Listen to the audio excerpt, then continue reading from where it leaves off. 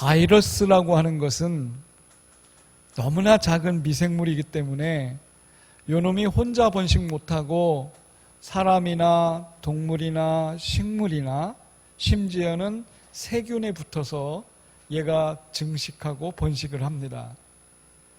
그래서 얘가 들어오지 못하도록 우리 호흡기를 잘 관리하면 어느 정도 예방은 할 수가 있다고 하는 거죠.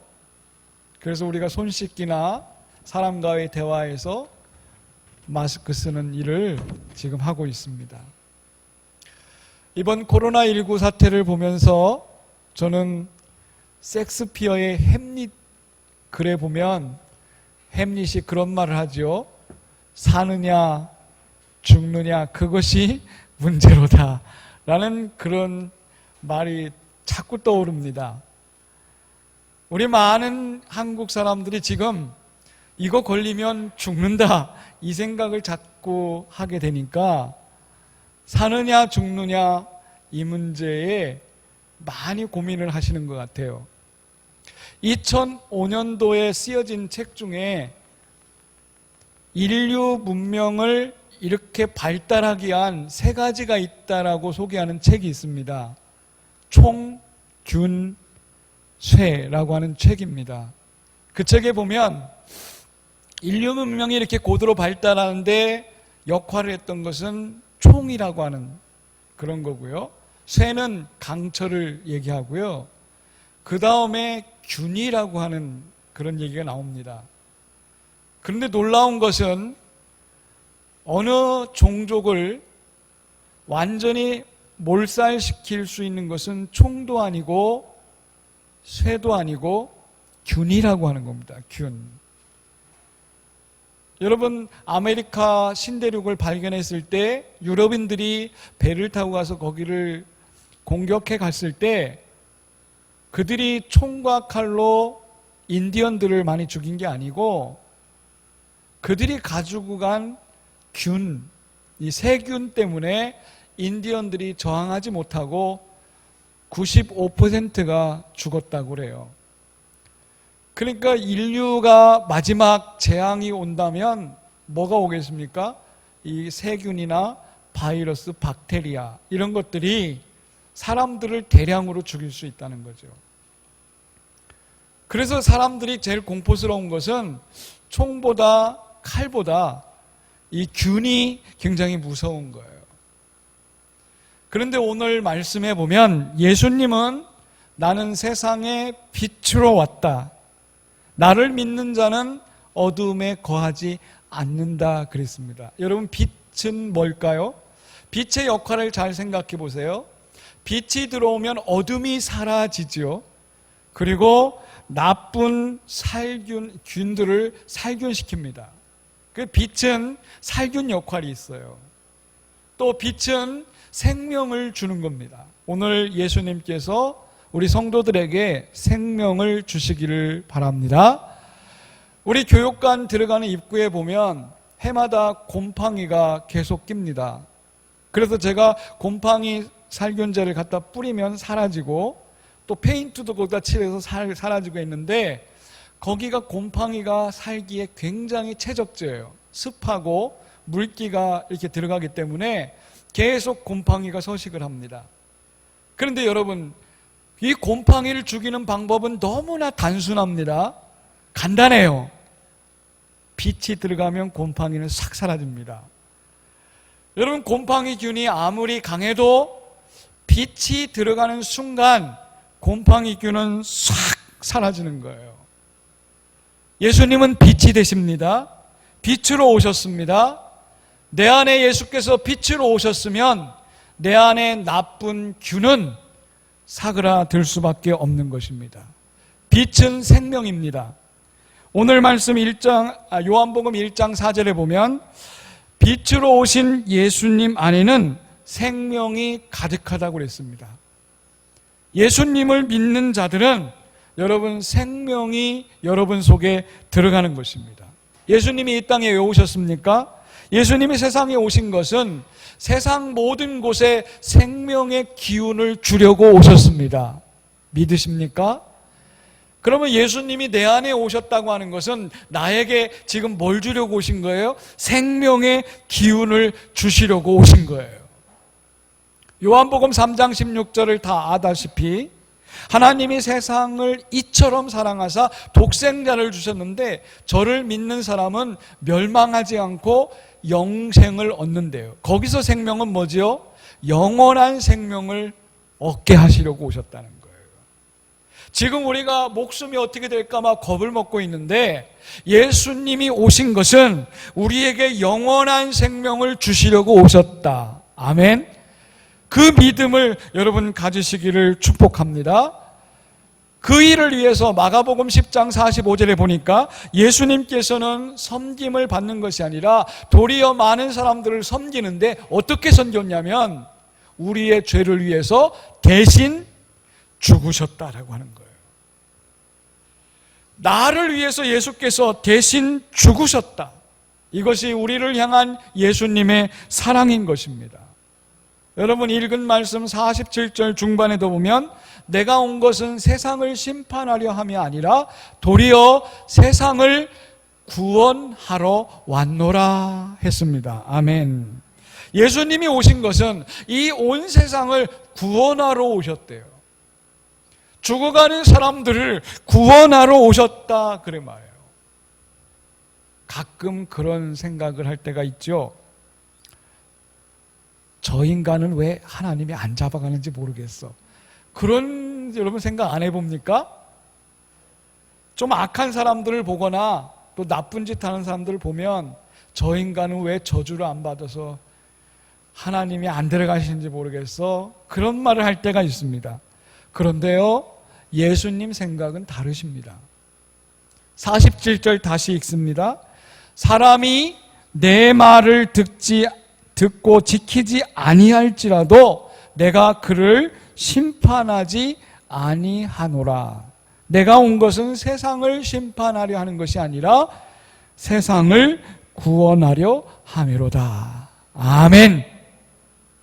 예수님 생각은 못된 인간, 악한 인간, 저질스러운 인간들을 심판하려고 하시는 게 아니고 그런 인간조차도 불쌍히 보시고 구원하려 하십니다. 그렇다면 여러분, 우리가 못된 인간을 보고 어떤 마음을 가져야 됩니까? 불쌍한 마음 가지고 기도해 주시기 바랍니다. 못된 인간들을 보면서 우리는 그들이 구원받기를 위해서 기도해 주시기를 바랍니다. 그게 예수님의 마음이라는 거죠. 로마서 9장에 보면요, 하나님이 토기장이라고 이렇게 표현합니다. 하나님이 토기장이가 돼서 그릇을 만드는데 인간 그릇을 두 종류로 만들었다고 우리는 배웠습니다.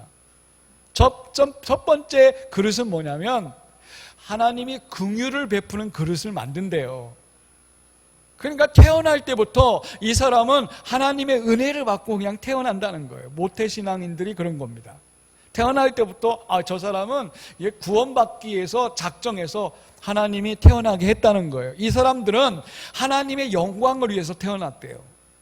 두 번째 하나님이 그릇을 만들었는데 어떤 그릇을 만들었냐면 진노의 그릇을 만들었대요. 저 사람은 태어날 때부터 악하게 태어나고 살아가면서 악한 진노의 대상이 되어버렸다는 거예요.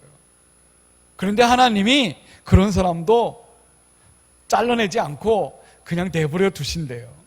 그게 하나님의 용서래요. 관용을 보여주기란 거예요. 다시 말하면 하나님의 능력을 보여주기 위해서 진노의 그릇들을 이 세상에 그냥 두신대요.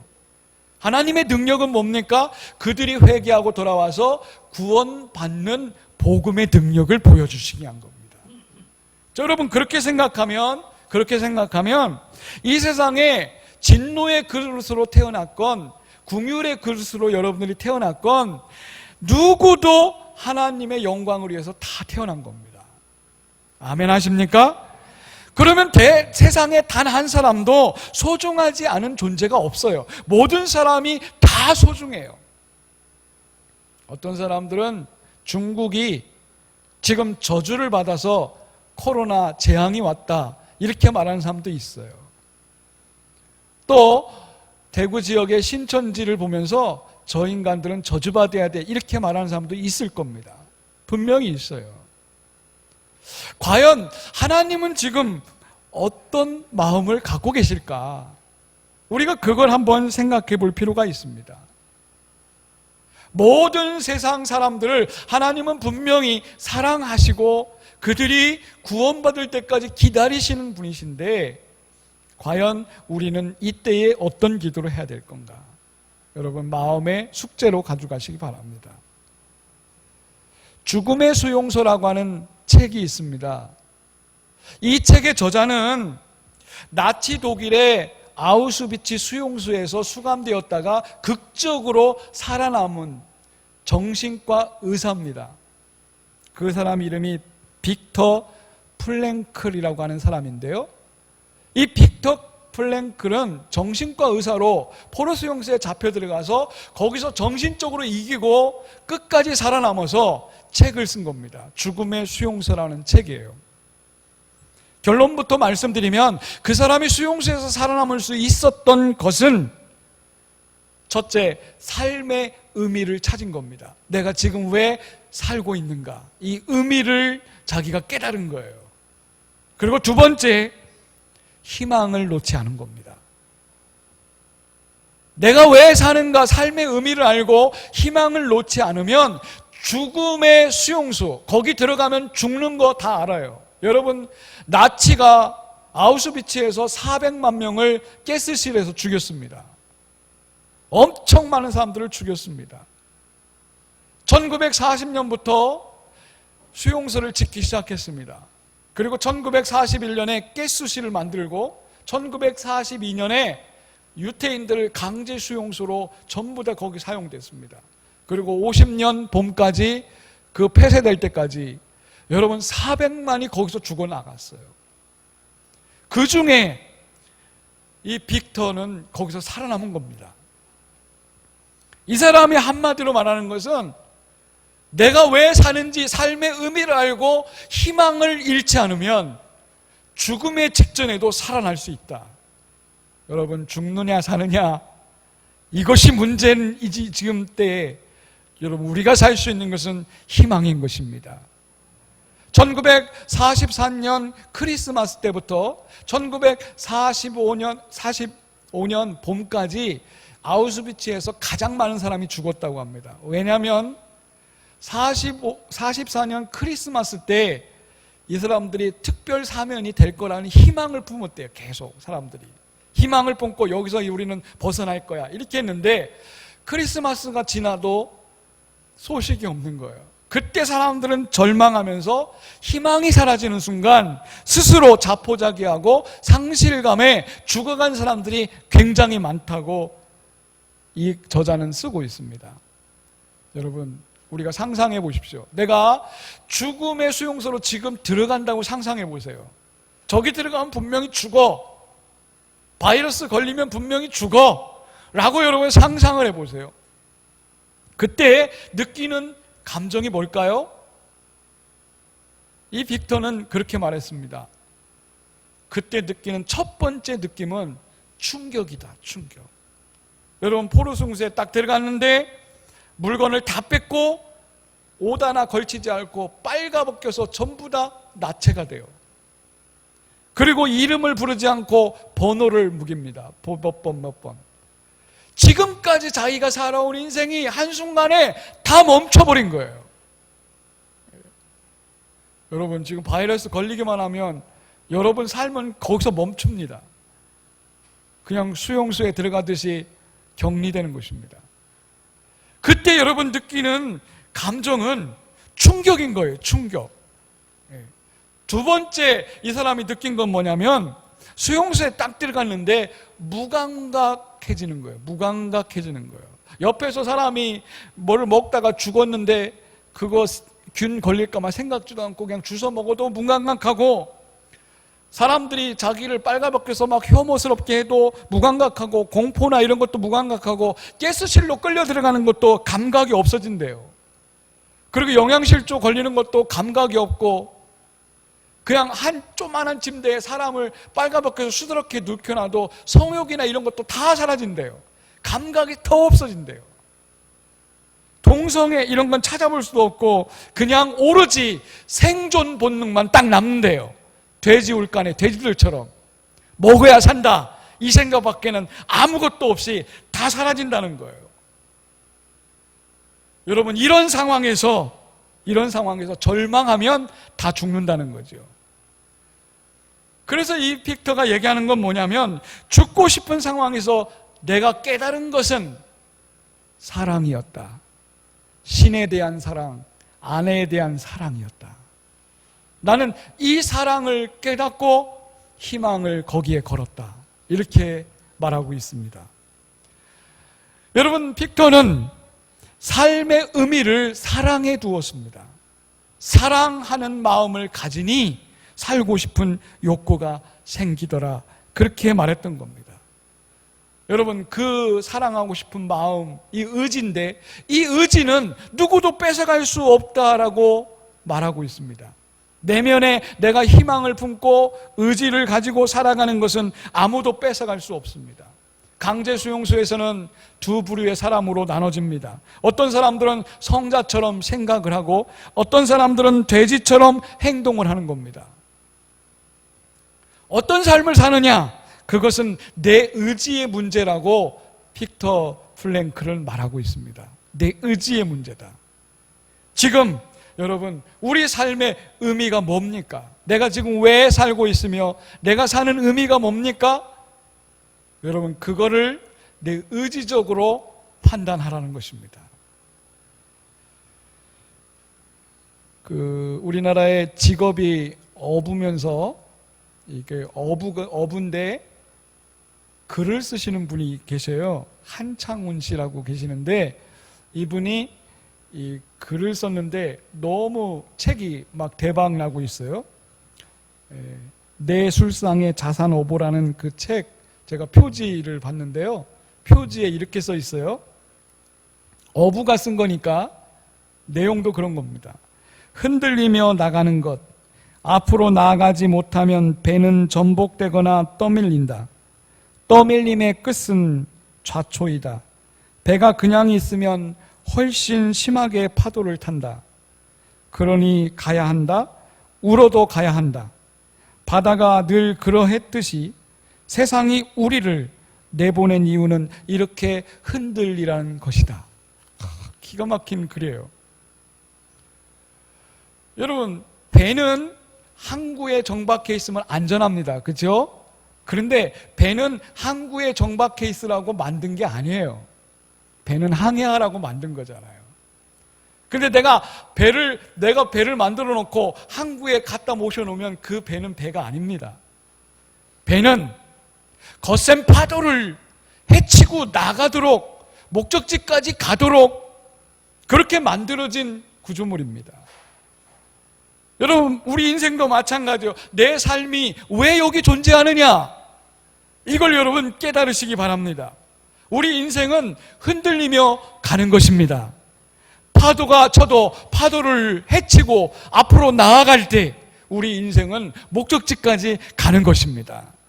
지금 조금 어렵고 힘들고 지금 난리법석이라고 그래서 내가 신앙인으로서 살아야 되는데 이 신앙마저 멈춘다면 그것은 내 인생을 제대로 사는 게 아닌 것입니다. 여러분, 죽으면 죽겠습니까? 에스더가 그 고백으로 죽으면 죽으리다는 심정으로 자기의 삶의 의미를 던지고 그대로 살아갔던 것처럼 우리가 신앙생활하면서 어려움이 있을 수도 있죠. 오늘과 같이 코로나19 바이러스 창궐하는 시대를 맞이할 수도 있습니다. 그렇다고 해서 우리가 내 삶의 의미를 잃어버리면 절대 안 될 것입니다. 그렇다면 나와 여러분들의 삶의 의미는 무엇에 둬야 될까요? 예수님은 이 땅에 오신 것이 왜 오셨느냐? 예수님의 삶의 의미는 사랑이셨습니다. 사랑 때문에 예수님은 이 땅에 오셨고 사랑 때문에 예수님은 당신의 몸을 드리기까지 했습니다. 빅터 플랭클도 지금 얘기하는 것이 자기는 죽음의 수용소에서 삶의 의미를 사랑에서 찾았다고 했습니다.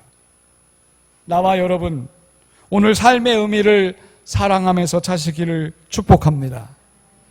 이제 말씀을 정리하겠습니다. 예수님이 이 땅에 오신 이유는 어둠을 몰아내고 사람들에게 생명을 주기에 오셨습니다. 예수님은 이 목적을 위해서 사랑이라고 하는 삶의 의미를 정리하셨습니다. 그런데 이 길이 쉽지가 않습니다. 많은 사람을 사랑해서 구원하려면 예수님이 십자가를 지셔야 됐습니다. 그래서 예수님이 십자가 지기 마지막 밤에 이렇게 기도합니다. 아버지여, 할 수만 있으면 이 잔을 내게서 옮겨주십시오. 그러나 내가 원하는 대로 하지 마시고 아버지가 원하는 대로 하십시오 라는 기도를 했습니다. 우리 인간은 약하기 때문에 할 수만 있으면 살기를 원합니다. 그러나 예수님처럼 내가 원하는 대로 하지 마시고 아버지가 원하는 대로 해 주십시오. 여러분, 이런 기도를 할 때가 아니겠습니까? 결국 예수님은 사랑의 의미를 실천하셨습니다. 이번 주 수요일부터 부활절까지 주일을 제외한 40일을 우리는 사순절이라고 지킵니다. 사순절기는 예수님께서 십자가를 지셨기 때문에 우리도 예수님의 십자가를 생각하며 보내자라고 하는 절기입니다. 그런데 공교롭게도 이 사순절기에 지금 코로나 바이러스 문제가 터졌습니다. 이제 우리에게는 의지적인 선택이 필요한 것입니다. 우리 학생 여러분, 젊었을 때 내가 의지적으로 교회를 다니고 예수 믿고 내가 구원받겠다라고 하는 이 의지적 결단을 한 거 잘하셨습니다. 내 삶의 의미가 무엇인가? 하나님의 뜻대로 사는 삶이 되시기를 축복합니다. 저는 감사한 것이 이러한 때를 맞이하기 위해서 우리 교회가 2020년부터 큐티를 하게 하신 것을 감사하게 생각합니다. 성도들이 어느 곳에나 있는 곳에서 하나님 말씀을 피고 내가 묵상하고 개인 예배를 드릴 수 있는 큐티를 시작했다는 것은 하나님의 예비하심이 아니겠는가? 아멘 하시면 여러분 동의하십시오. 분명히 우리 자신이 영적으로 깔아지지 않도록 하나님이 큐티하게 한 이 아름다운 상황을 저는 감사하게 받고 있습니다. 영남신학대학교 예배학 교수인 김명실 교수가 요 며칠 계속 글을 써올린 내용 중에 기독교는 박해가 일어나고 핍박이 일어나면 예배 형태를 계속 바꿔가면서 그들의 신앙을 지켰다라는 글을 썼더라고요. 거기 보니까 그래요. 바벨론 포로로 잡혀갈 때에는 성전에서 예배를 못 드리니까 이 사람들이 하나님을 찾기 위해서 회당을 만들기 시작했다는 거죠. 성전에 못 나오니 회당이라는 것을 만들어서 그곳에서 말씀을 연구하고 은혜를 받았다. 로마 시대에는 예배당에 못 가니까 이 사람들이 땅속에 땅굴을 파가서 카타콤이라고 하는 어마어마한 동굴 교회를 져가지고 숨어서 예배를 드렸다. 기독교 역사를 보면 환난이나 핍박이나 어려움이 닥치면 어떻게든 신앙을 지키기 위해서 예배의 형태를 바꾸고 장소를 바꿔서라도 그들은 신앙을 지켰다라고 하는 그런 글을 썼습니다. 그리고 다음 글에 또 그런 얘기가 나옵니다. 중세시대의 전염병이 창궐할 때에 교회는 어떻게 대처했는가? 여러분, 중세교회들이 화려하지 않습니까? 막 금으로 치장하고 은으로 성전 기구들을 다 만들고 이렇게 했는데 그 이유가 있었던 겁니다. 왜 그렇게 했냐면 중세시대에는 성찬식을 할 때 나무로 된 조그만 그릇들로 이렇게 이렇게 음복을 했습니다. 그러다 보니까 이게 나무에는 바이러스나 균들이 많아요. 그래서 바꾼 것이 은그릇, 금그릇 이런 것으로 번쩍번쩍 하다 보니까 사치스럽게 됐는데 사실은 그게 목적이 아니고 세균에 감염되지 않도록 사익주를 위해서 그런 거를 선택했다고 합니다. 또 캐톨릭이나 성공회나 동방종교에 가면 신부들이 예배 시작 전에 향을 피우지 않습니까? 향을 피우는 것도 다중이 모이기 때문에 그 향이 뭐냐면 공기 중에 있는 균들을 살균하고 멸균하는 효과를 내기 위해서 그렇게 교회가 선택했다는 거예요. 참 현명한 얘기입니다. 여러분, 그렇게 했던 것은 오늘날도 그렇게 하고 있습니다만, 그렇게 했던 문화들은 어떻게든 하나님 앞에 예배드리는 것을 파하지 않기 위해서 그들은 혼신을 다해서 지혜를 짜내고 노력했던 것입니다. 그런 의미에서 오늘 마스크 예배는 우리의 지혜인 것입니다. 예, 보기 좋네요. 예. 우리가 다음 주, 다다음 주까지 계속 마스크 예배를 드리겠습니다만, 이런 문화를 통해서 내가 하나님 앞에 나아가겠다는 그 의지, 나의 삶의 의지를 여러분 결단하고 그렇게 하는 것은, 이것은 하나님 보실 때에는 아름다운 예배가 될 거라고 확신합니다. 지금 우리가 개인적으로 할 일은 뭐겠습니까? 열심히 큐티하는 것입니다. 하나님 말씀을 매일 큐티하면서 하나님 말씀을 있는 장소에서 깨달으시기 바랍니다. 그리고 내가 왜 사는지 이 삶의 의미를 정확하게 여러분 정리하시면 여러분 삶 속에 희망이 올 거라고 확신합니다. 기도하겠습니다.